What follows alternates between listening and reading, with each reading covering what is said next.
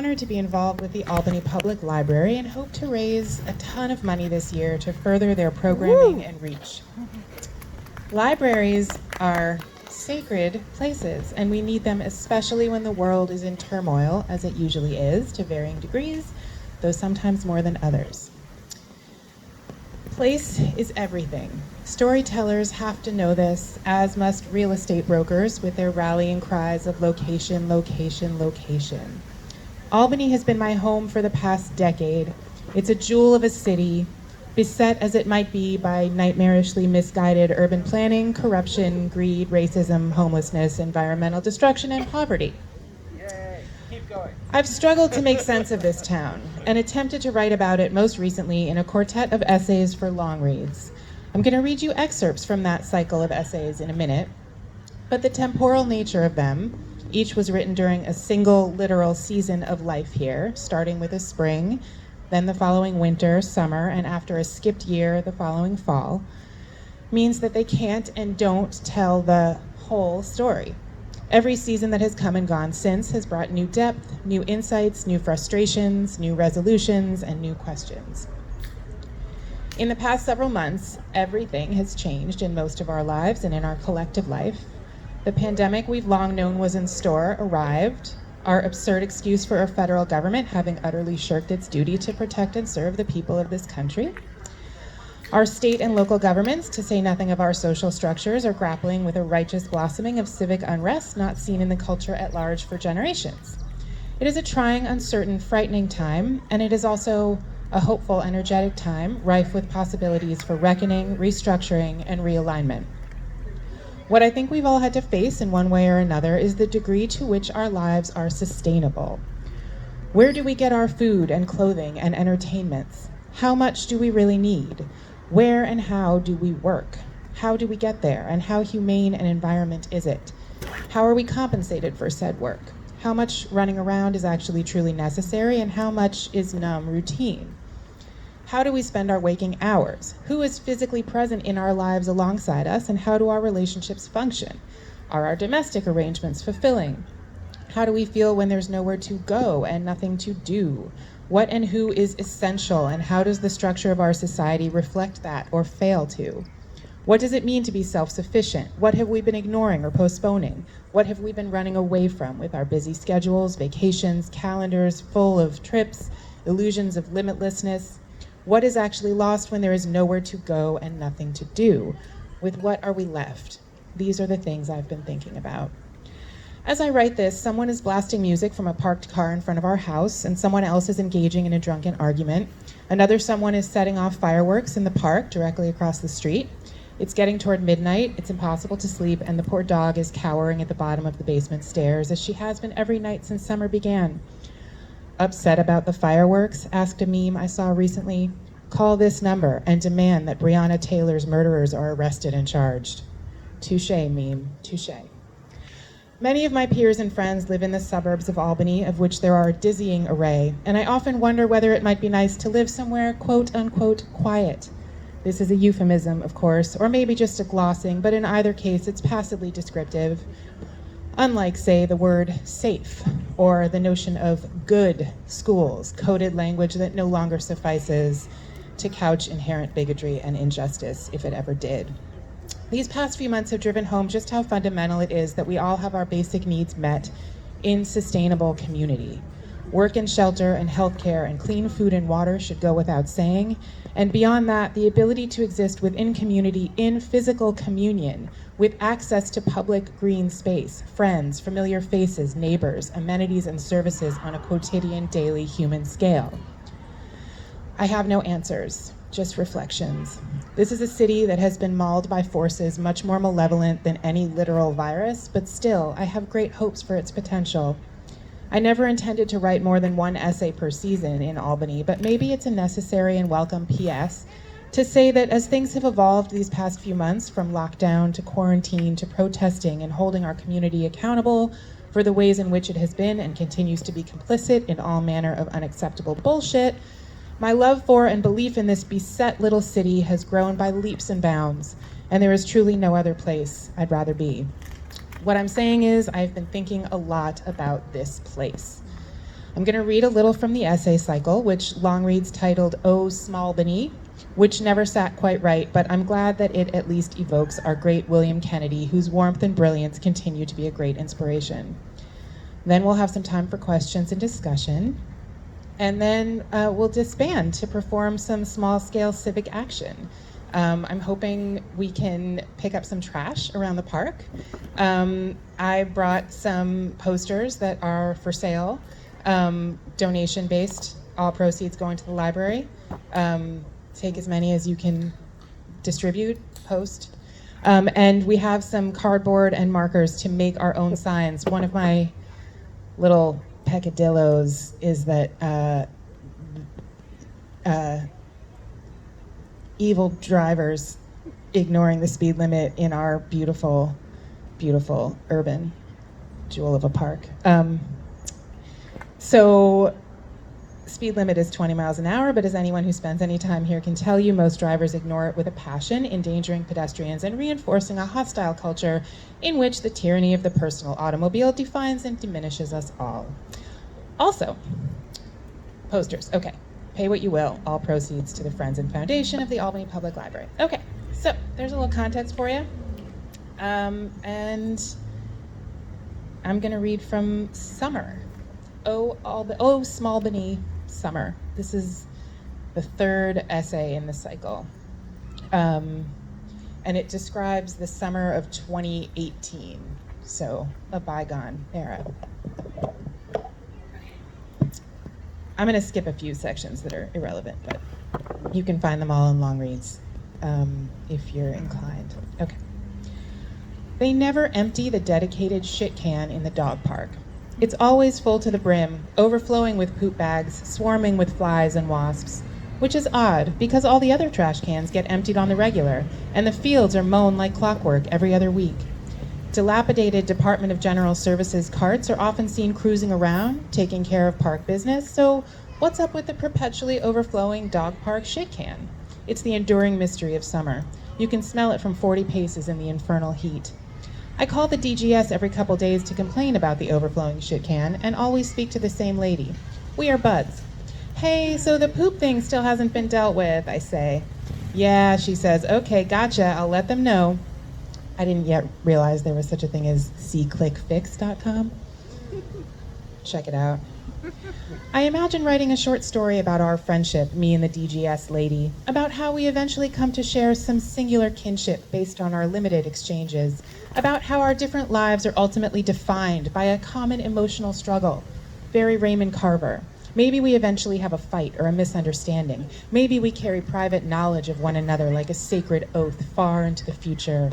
Maybe we pass on the street and don't register a thing. I keep getting meditation notifications on my phone from an app I downloaded months ago.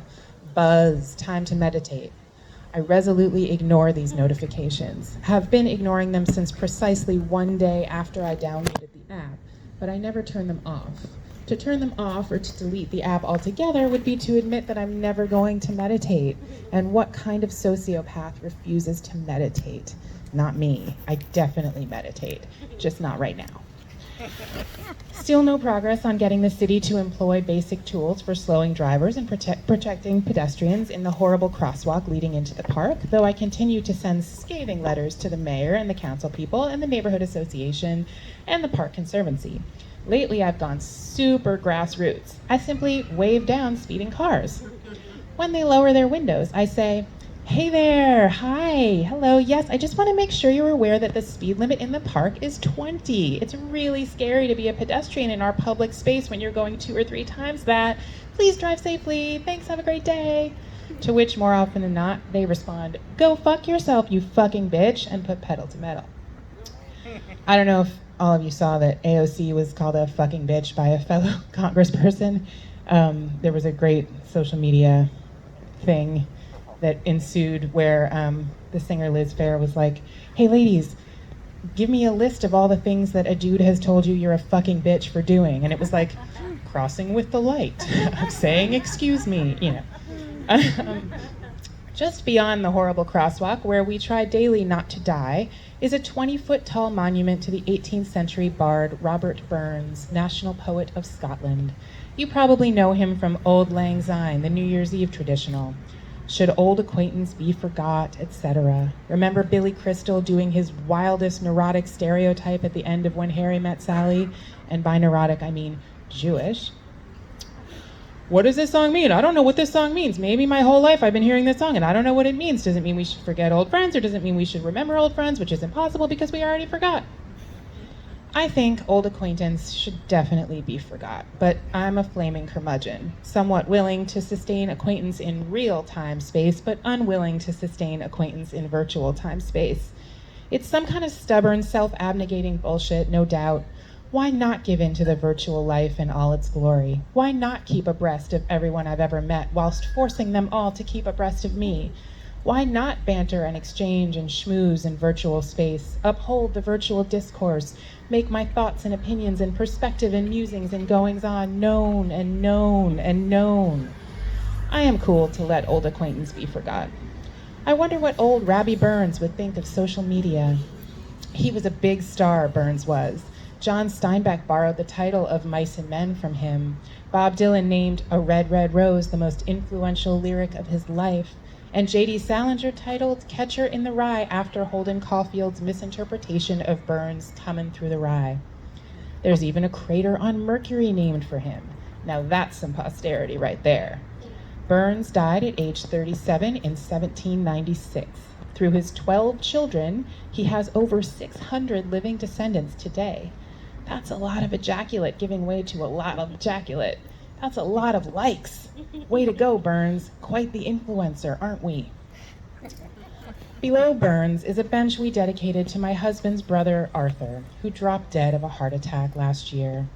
He lived with his faithful dog on the rural tip of the Delmarva Peninsula on the eastern shore of Virginia and was driving himself to the emergency room when he expired.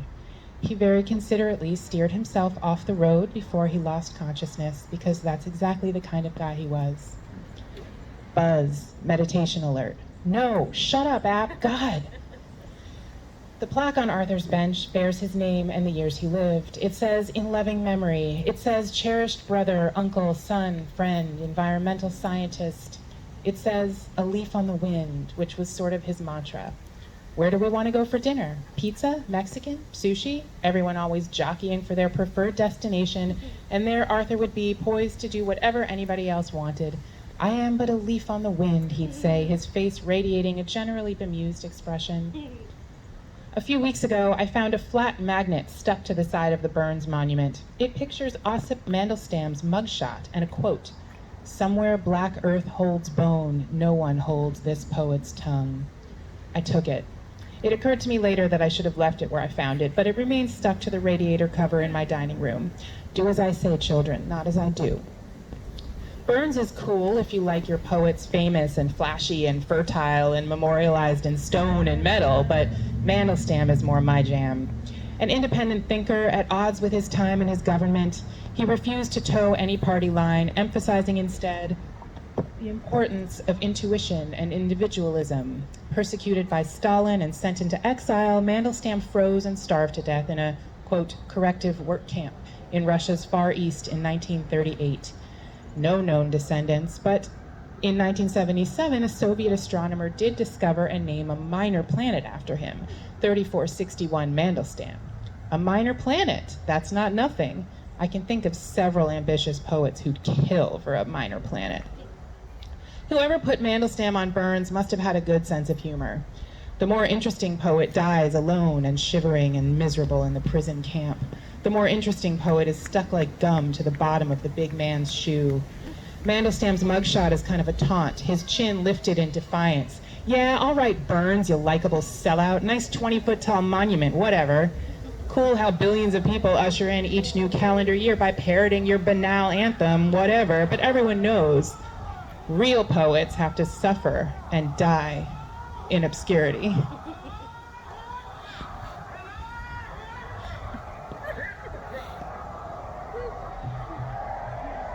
That kind of sounds like more fun. Am I wrong? You're wrong.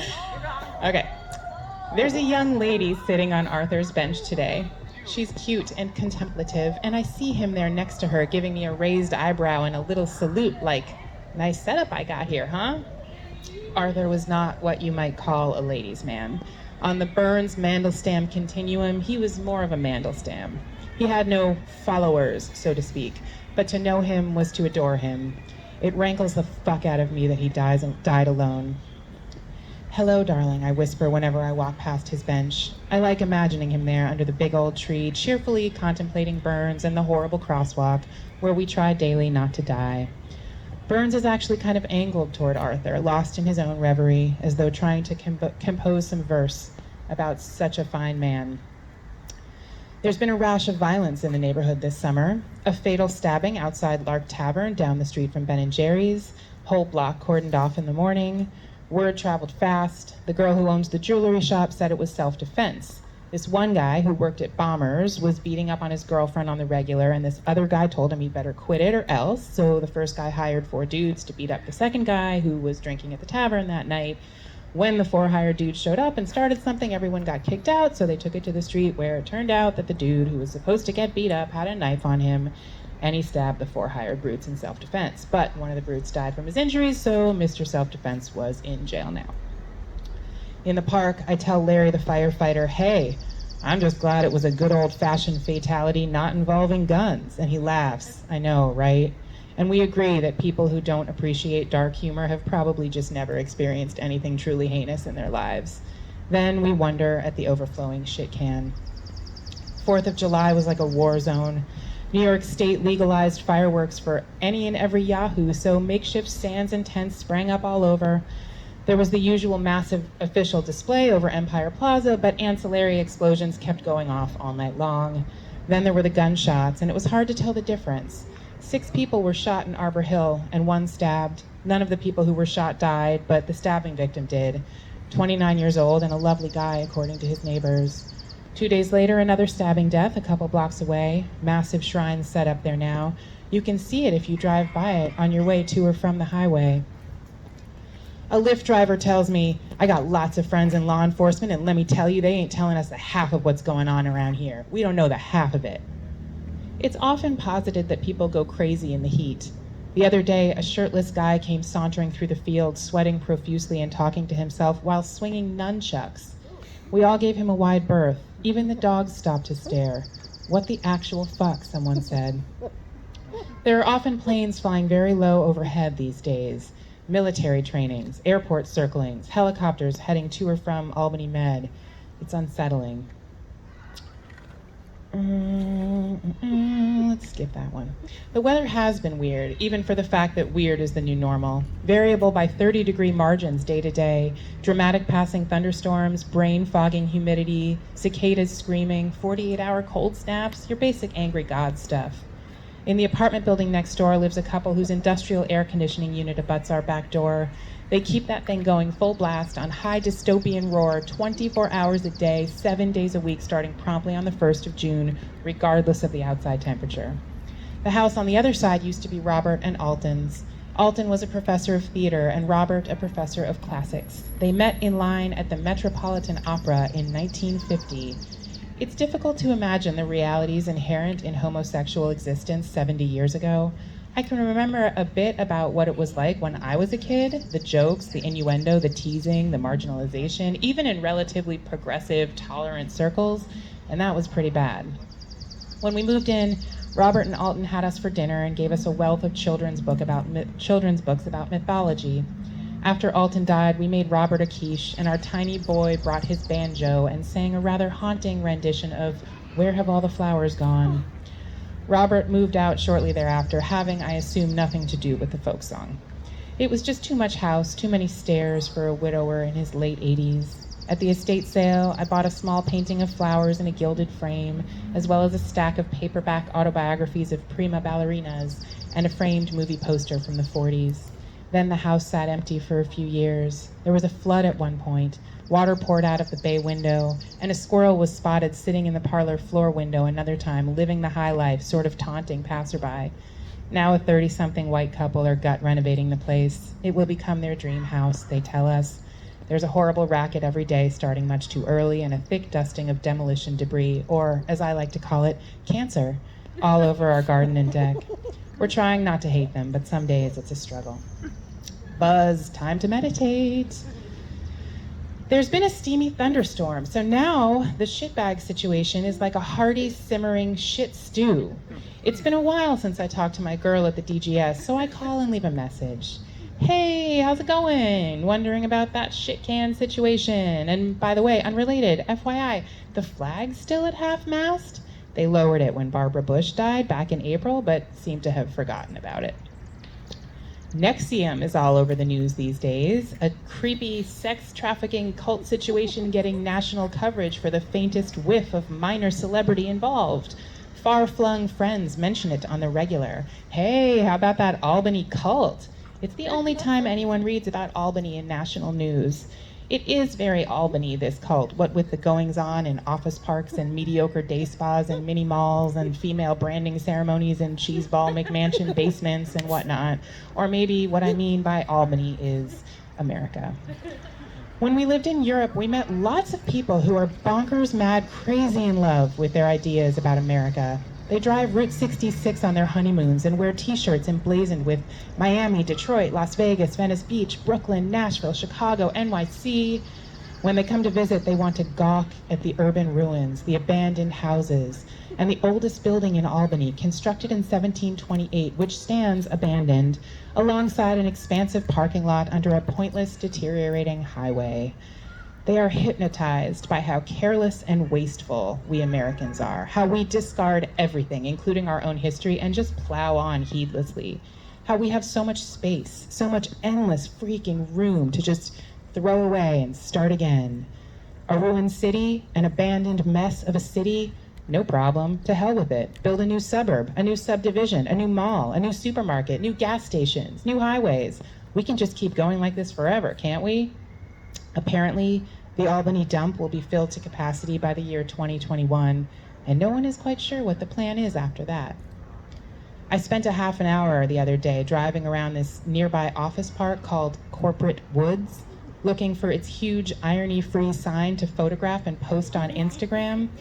This would be funny, I intended to caption it, if it were a motherfucking joke. But I couldn't find the huge sign. Could have sworn I'd driven by it before, but it was like the Bermuda Triangle in there, so eventually I gave up and got the hell out while the getting was good. Today, a huge Doberman with intact balls comes over to where I'm sitting in the shady part of the field, lifts his leg, and takes a generous piss all over me. There is wet warmth seeping down my back before I understand what's happening. I'm enraged. I'm not pissed off, I say, to make my kid laugh. I'm pissed on. The dog's owner is across the field chatting obliviously on her phone. I want to say, teach your dog some fucking manners, but instead I say, your dog just peed on me? Oops, she says, giggling. Sorry. I head home to take a shower, my swell sundress soaked in dog piss. And now, okay, no, let's skip this part. Well, okay. And now, great. Here comes the furiously scowling lady from around the block wearing her usual cemented grimace. She owns the building next door where the AC freaks live.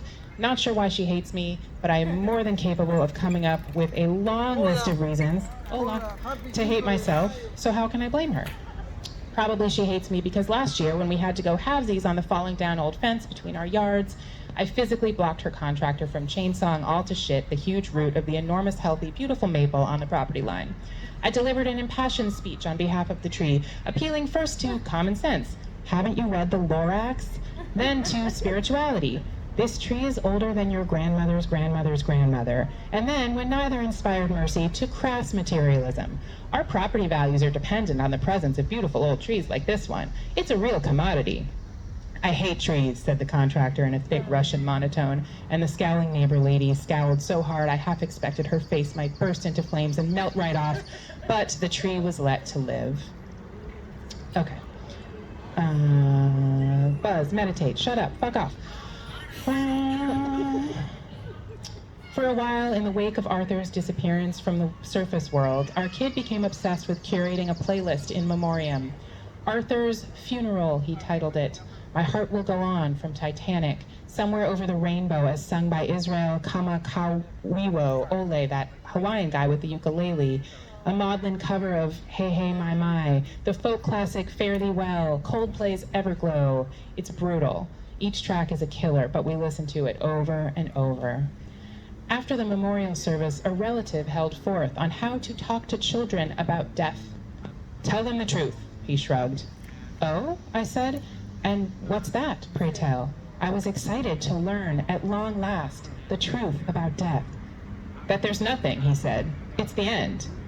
I laughed in his face. Wow, I said, how super duper cool that you know that. How, totally incredible that you know that. I prefer to tell my kid a different truth. Ready for it? It's pretty intense. It might fuck you up. Here it is. I don't know. Nobody knows.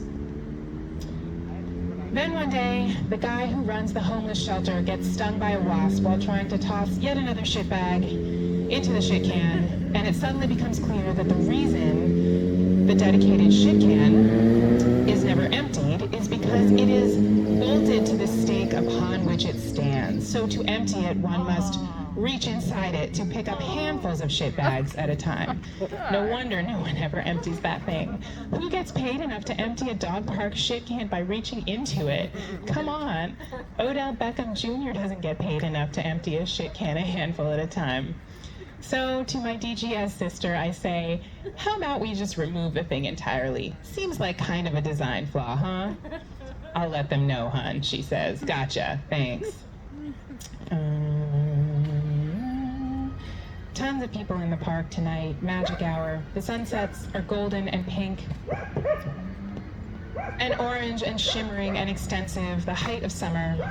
In the delightful amphitheater, they're doing a run of Damn Yankees, followed by a run of How to Succeed in Business Without Really Trying. A man from the group home on Lancaster comes to play with the dogs. A young state worker in a suit can occasionally be convinced to play soccer with my kid.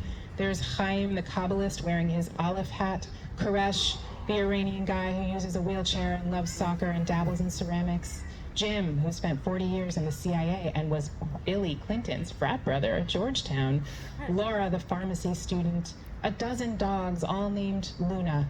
Why are all the dogs named Luna? Same reason all the Caucasian babies born in Texas in 2015 were named Emma or Mason, I guess. Groupthink, suggestibility, collective unconscious. Buzz, time to meditate. Great idea, that. Next time, for sure. If Arthur seemed like too short a life, that's really kind of greedy thinking, isn't it? In 2 or 3 measly generations, we've come to feel entitled to 100 or bust. 50 is a fairly respectable lifespan in the scope of human existence on Earth, and anyway, entitlements are such a stupid fucking bore. It's early August when they finally empty the dog park shit can. Them, a DGX guy with a grabber arm type thing. He painstakingly removes piles of soupy summer dog shit, and everyone nearby bursts into spontaneous applause. 3 days later, it's full again. But by the end of the month, they finally remove it entirely, and I wonder if I've dreamed the whole thing up. Like maybe there was never any shit can bolted to a stake there at all. Maybe it was a metaphor imagined. But the grass is scarred, so... Hey girl, I tell my DGS lady's voicemail. It's gone. Thanks for your help. Well, take care. See you around. A stranger on a bike in the park stops to chat with me in twilight after the other dogs and people have gone home. There's no one else around. Hello, he says. I look at him like, what the fuck, dude? Is he going to stab or shoot me? He's got a British accent. We have a completely innocuous conversation, but he's acting like he knows me. Keep up your writing, he tells me out of nowhere, and when he rides off again, I am overtaken by a brief conviction that he was God. On October 1st, when the high is 62 degrees, the AC freaks next door finally powered down, and there was a week of quiet before the leaf blowers begin. I never get around to turning off the meditation notifications. Fall and another winter and another spring will pass, and I'll keep on ignoring that damn app in spite of its and my best intentions. Thank you.